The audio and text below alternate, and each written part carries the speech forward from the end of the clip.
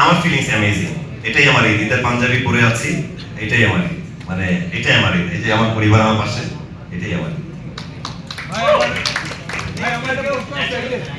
এদিকে প্রশ্ন, এদিকে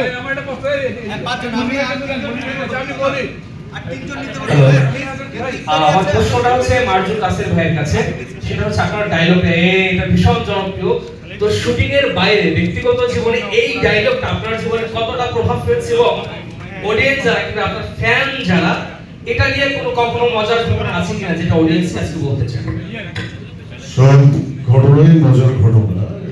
নানান ঘটনা আছে, নানান রকম এক্সপ্রেশন আছে, শুধু একমুখী নয়, মাল্টিফ্যাসেট। ব্যাপারটা নানান ভাবে নানান সময়, ধরেন কাউকে ঝাড়ি দেওয়ার ক্ষেত্রে, ভালোবাসার ক্ষেত্রে, আদরের ক্ষেত্রে, দুষ্টুমির ক্ষেত্রে, তাচ্ছিলের ক্ষেত্রে এক একভাবে এক্সপ্রেস করা হয়। তো এই তো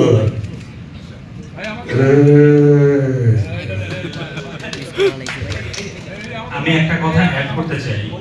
ব্যাচেলর পয়েন্টে যদি কখনো আমরা দেখাই যে পাশা ভাই বিয়ে করেছে, পাশা ভাই বাসর ঘরে ঢুকেছে, ঢুকেই প্রথমে বলবে